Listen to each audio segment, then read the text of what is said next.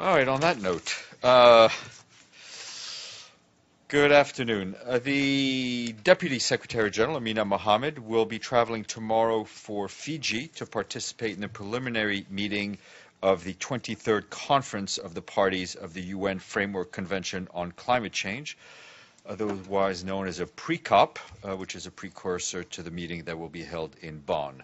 While there, she will deliver keynote addresses to non-state actors, Partnerships Day on the 16th, and to the opening of the pre-COP on the 17th of October.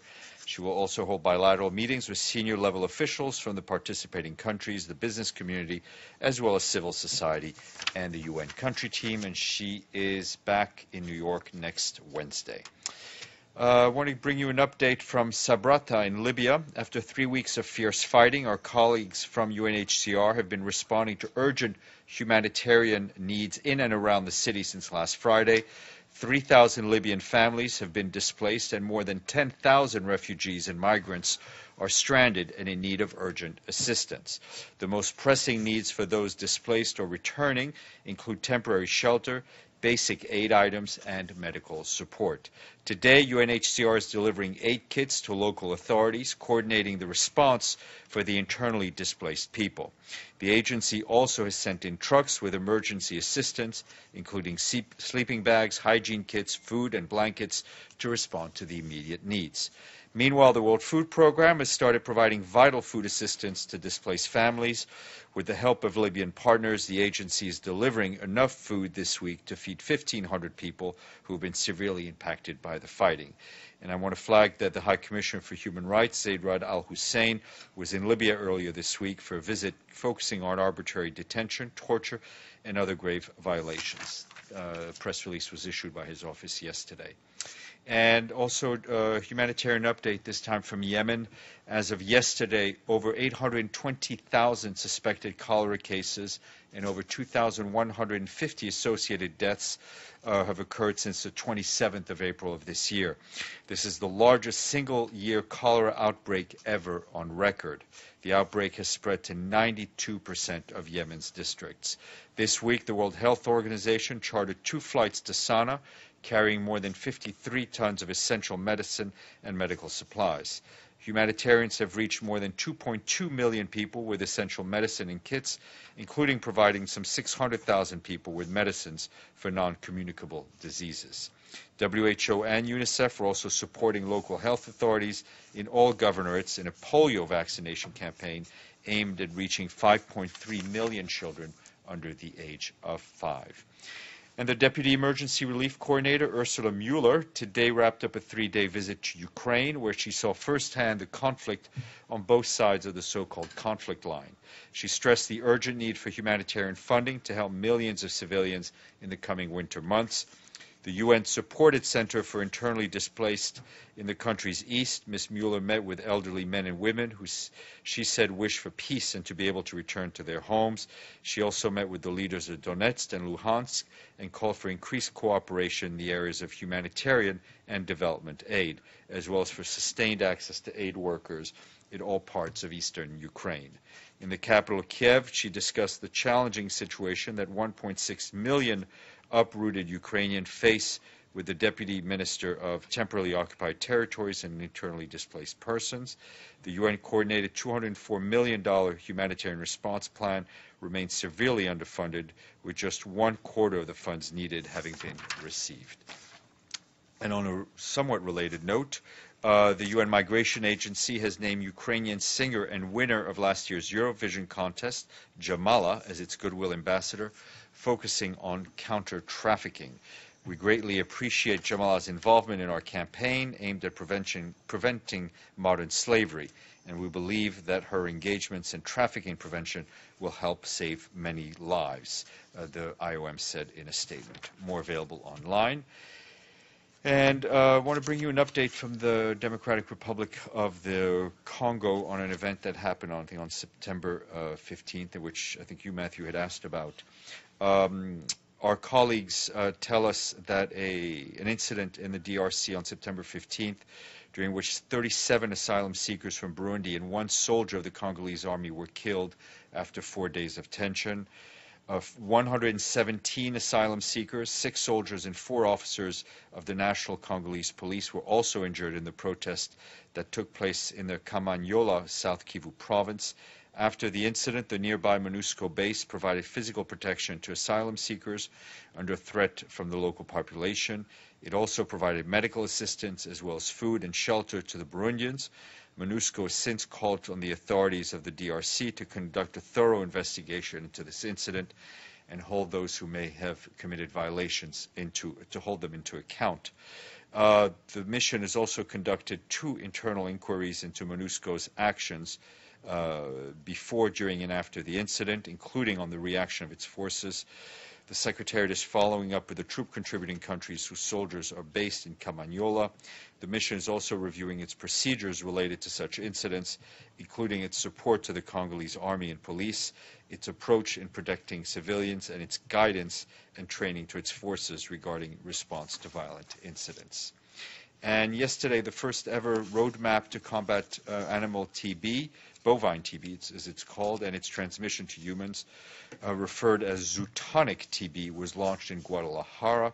If you're interested, read up from WHO. And today is the International Day for Disaster Reduction. Today's theme is Home Safe Home, reducing exposure, reducing displacement, and seeks to raise awareness about effective actions and policies to reduce exposures to disaster risk in the community level, thereby contributing to saving homes and livelihoods.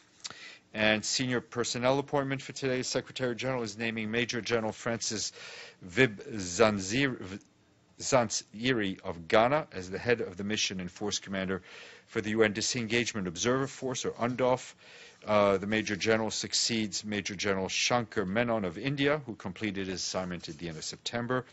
We are grateful to Major General Menon for his dedicated leadership of UNDOF. Major General Vib Zanziri has a distinguished military career at both national and international level and has extensive peacekeeping experience, including a number of UN missions. More in his biography, which is in my office. And a couple of things to flag. After we're done here, Mr. Varma will brief on behalf of the President of the General Assembly that at 1 p.m. there'll be a press conference by Jens Modvig, the chair of the Subcommittee Against Torture, Malcolm Evans, the chair of the Subcommittee on Prevention of Torture, Mills Melzer, the Special Rapporteur of Torture and Other Cruel, Inhuman, and Degrading Treatment on Punishment.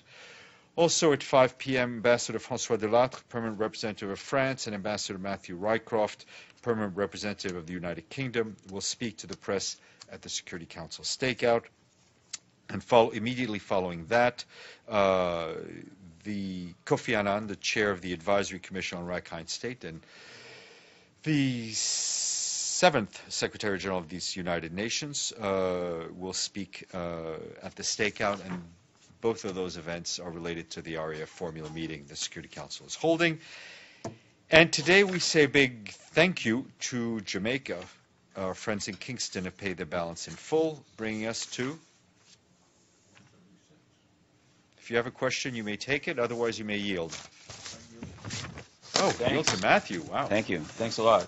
I have a number of other ones, but I wanted to ask you about Cameroon. Some of the things that I guess, asked you about, there's now, I would assume that you've seen an Amnesty International study which says that hundreds of people are detained without charge, packed like sardines, paying bails, people shot in the legs so they can't protest, people fleeing the hospital to avoid the authorities. So they obviously got in, were able to gather this evidence, and they've called for other international organizations to send people. Has the UN sent anyone, and if not, why not? We have, as you know, we have a presence in Cameroon. We've seen the Amnesty report, which raises a lot of issues of great concern to us, and I should hopefully have a bit more for you later, including on the fall visit. Yes, when I have something on the fall visit, I will share it with you. Ms. Hurst. President Trump is decertifying the Iran nuclear deal today. Given that the Secretary General has called that deal one of the biggest diplomatic achievements, is he disappointed in this move by President Trump? Well, I think, first of all, we have to wait and see what the President of the United States actually announces. I think from what I saw, it'll be in about 45 minutes. So I don't want to preempt or react to something that he has not yet that he has not yet said. So let's wait for see what he's actually said. As you mentioned, I think for the Secretary General, the adoption of the Joint Comprehensive Plan of Action was a very important breakthrough to consolidate nuclear non-proliferation in advance of global peace and security. The Secretary General very much hopes that it will remain in place. Masood, and then. Yeah. Well, thank you, Stéphane. Stéphane, on Yemen, as you had also come to Yemen, the Sheikh Ahmed, Secretary General's representative, had said in a meeting to the Security Council that nobody seems to be listening to what the United Nations is suggesting or telling them. So, and he seemed to suggest that it is becoming a pattern. Now, do you think the Secretary General should now change tactics and deal with it separately in another way? Because to somebody, at least to listen to the Secretary General? I mean, if they keep on... I'm not sure whether the tactics change, the message is the same. And the message is for a stop to the fighting and for the parties to sit down around the table and find a political solution. There is no military solution to what is going on in Yemen. Every day we see an increased suffering of the people all across Yemen. I mean, I think the numbers, the astounding numbers I've just read out on cholera speak for themselves. When you have the health infrastructure destroyed, civil servants and doctors not being paid. The message is clear, and the message will stay the same. Yes, sir. Just to follow up, Stéphane, I mean, in the sense that there is what it is said that Secretary General has been calling on both parties to come to a table. They're not coming to the table. They're telling them to at least stop this army action to Saudi Arabia. They're not doing that. So. Maybe Masood, your questions are valid, but maybe they should be asked of the parties who have their fingers on the triggers. Yes, sir. Stéphane, on Catalonia, I have asked you before, now that some time has passed since the referendum, but things are still not very clear, does the SG have a message to the parts?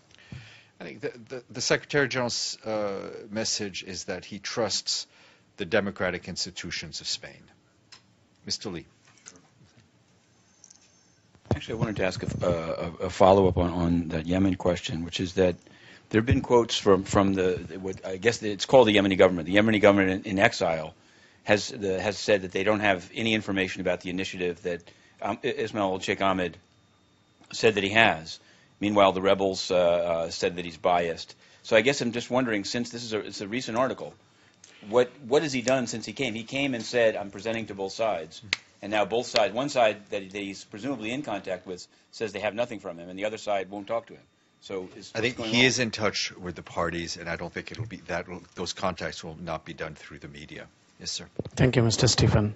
Bangladesh is facing huge challenges and Rohingya issues, and you are addressing these issues rightly. But within the country, Bangladesh is under threat in terms of rule of law. The Chief Justice of Bangladesh forced to go on leave and leave the country, and the former Prime Minister of Bangladesh and the main opposition leader Begum Khaleda Zia government issued arrest warrant against her. So, what is your observation on this within the country? I don't have the particulars of this case, but I will look into it. Yes, sir. I wanted to ask you. You often say, that the UN stands firmly behind the right of free association and protest. Most recently, you said that about Gabon. But I wanted to ask you, in Kenya, very loudly, the government has now outlawed protests in urban centers. So it's in a way, it's a pretty broad ban on protest. And I haven't heard anything that the UN in Kenya said about this. Can you say from here and also explain why they haven't said it from there? Our principle stands, and I think you have the phone number and email addresses of all my colleagues in Nairobi, and you're free to ask them. I have a question. As you may know, you probably do know, Mr. Ban Ki-moon is in New York. He was Indeed. across the street only yesterday. Indeed. But many people said that he's going to meet the Secretary General, but I've tried to look at the Secretary General's There was a schedule. courtesy call, private meeting courtesy call this morning. Okay, but by telephone, in person? In person. All right. Okay. But why isn't that on Thank the you. schedule? I guess It I'm wondering. was When Trump meets it was Kissinger, it's on the schedule. Well, neither Guterres, nor Ban Ki-moon, or Trump, nor are they Kissinger. I have one more So, question. Which Please, it's a money it's question. Friday the 13th. Okay. And the question is this. It's not a Periscope question? No, it should be, but I'll let you off the hook this time. All right. The question is about the Department of Public Information. And you're going to say to ask them, but I'm going to ask you, because it's the public's money and you represent the Secretary General.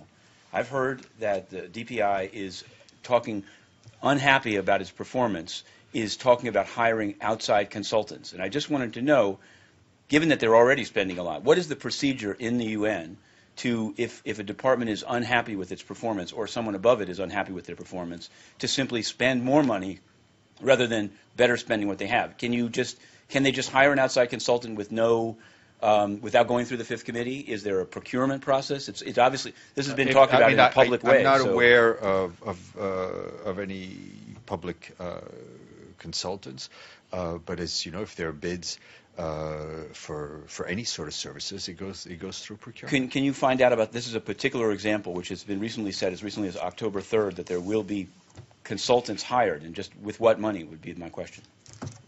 Enjoy the rest. Yes, one last question, and then I'm Can I just follow up on the previous question? Yeah. The Catalan leaders have been pushing for international mediation. Has the UN have any contact, or do you see I'm not aware of role? any contacts that we've had.